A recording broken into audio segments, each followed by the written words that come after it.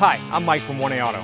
We've been selling auto parts for over 30 years. We're dedicated to delivering quality auto parts, expert customer service, fast and free shipping, all backed by our 100% satisfaction guarantee. So visit us at 1AAuto.com, your trusted source for quality auto parts.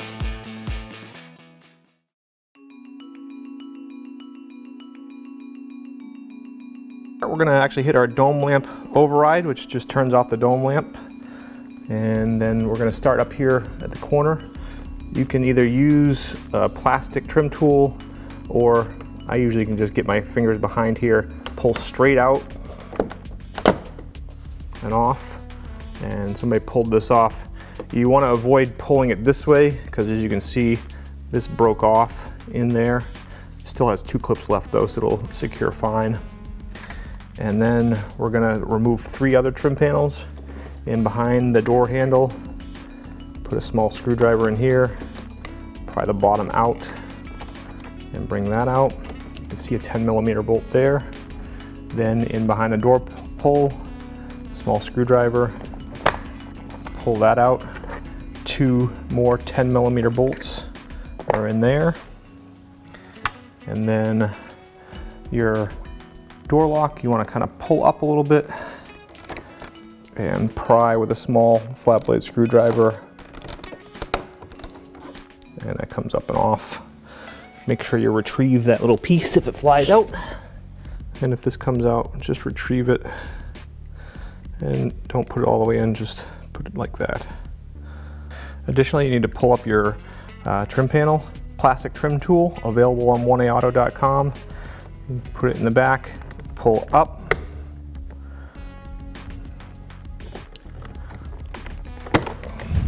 okay, and then work it in at the front as well. And you can see that there's 2 clips, front and rear. If you don't have a trim tool, but you have strong fingernails, you can get it out and then just pull straight up on the front as well. And then there's 4 harnesses to disconnect, and you might have more if you have more options. Just press the tabs and pull out.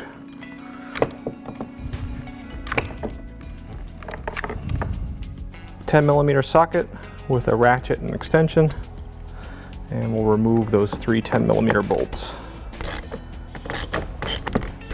These ones may stay in there after you get them loosened up, and in that case they'll just fall down and you can retrieve them after you take the door panel off. Now there's a series of clips around the edge. I usually start at the top, pull straight out, and just work your hand down, pull firmly, the bottom,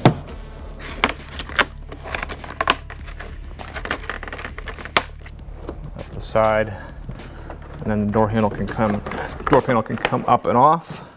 And then you'll want to disconnect your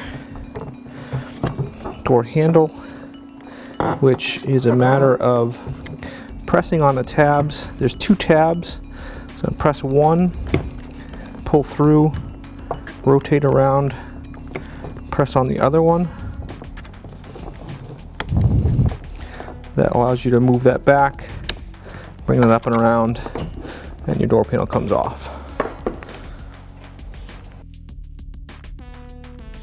You have to put the window up to access the bolts on the back side. So we're going to take our window master switch and we're going to plug it back in so we can put the window up. These plugs here are coded, meaning they have little slots that line up, so they'll only plug in one way, because we've only got 3 plugs, but there's more than 3 spots. So like this has some ears here that match up with this connector here. And the same thing for this one, it only matches with these. So if you try to put it in the wrong ones, it won't fit. So you gotta find the right one and it'll slide in. I'm just gonna turn the ignition on, put the window up.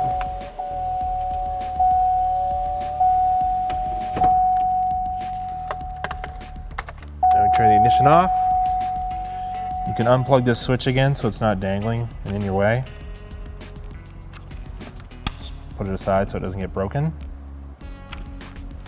Now to get to the bolts that are on the back side here, We have to pull this water barrier off. It's got some sticky, like strip caulk stuff. And just sort of peel it off. And just kind of go back on there. If it's really sticky, you can take a razor blade and just cut it as you're pulling it away. But just sort of gently work it off so you don't rip this foam. For the most part, you can reuse this. It will still be sticky, but you may want to get some new strip caulk to put on here when we replace it. So just be aware of that when you take it off. All right, so we're going to start changing the window regulator by supporting the glass, because we're going to unbolt the glass from the window regulator, and you don't want it to slide down and break. So we're just going to take some masking tape.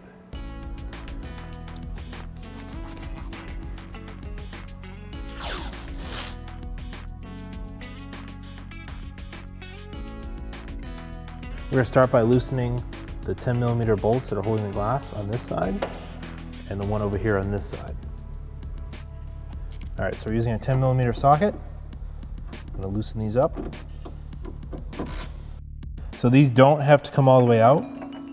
You just want to loosen them up enough that the glass will be free.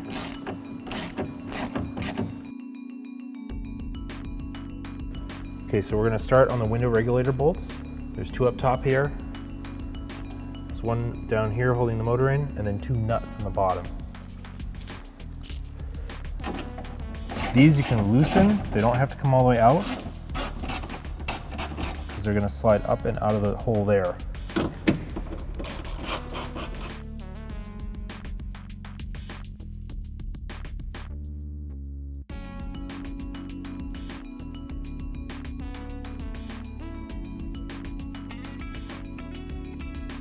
All right, before we get too far, I'm going to unplug the window motor. Squeeze this gray connector in here. Okay, now the regulator is loose. I'll push it through over here. We're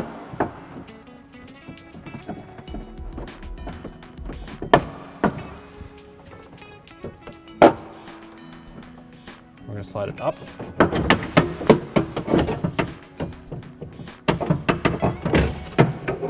Slide it down. Slide this up. Easier, you can take the bolt out.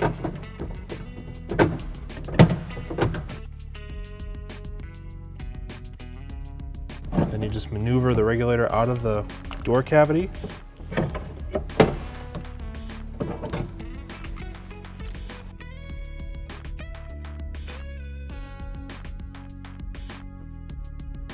Okay, so there's nothing wrong with our old one, so we're just going to put it back in.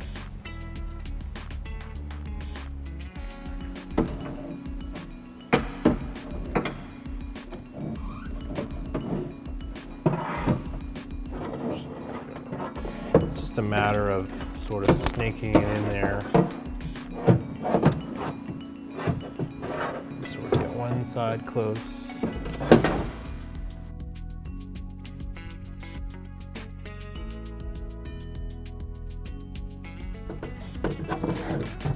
Start with the motor side.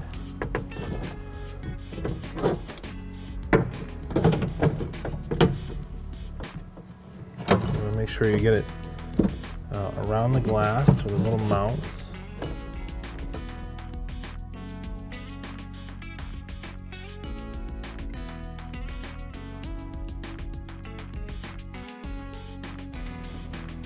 Okay, I've got the bottom stud in there now. I'm going to put the top bolt back in. I had to take it out to help with fishing it in there. Now we can tighten this down.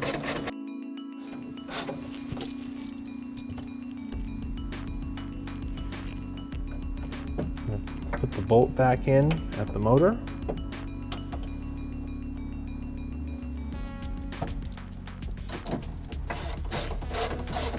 Put our two bottom nuts on these studs. Don't forget to plug the motor back in, or else it's not going to work. And that's the window regulator. All right, finally, We're going to tighten the clamps back on the window.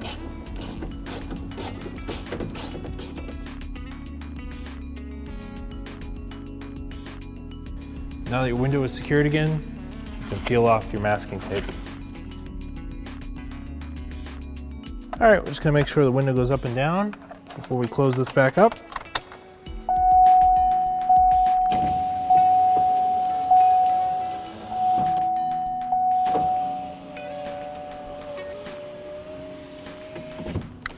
Looks good. All right, now we're ready to install this back on the door panel.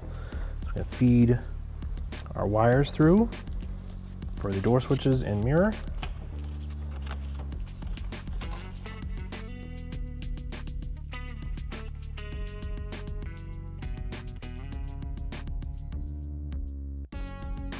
You can see the little channel that it was in, and you just sort of push it down in.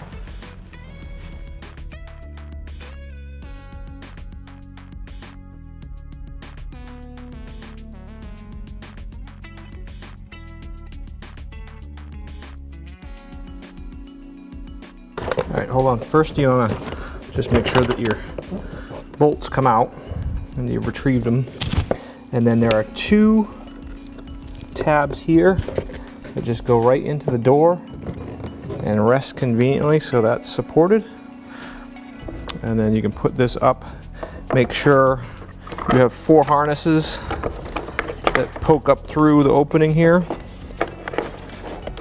or more if you have more options on your truck. And then reconnect your cable, slide the ball in, pull out, and push. And again, make sure your all your harnesses are up and through. Now that your cable's on, this ridge here actually needs to go down in to this channel here. So get the panel up into place, a little higher. You can see it slides right down. Should go down evenly. This should come right up through your lock rod. And then if you look back in, you can actually see this pin here lines right up, and you can just go right around and lock the pins into place.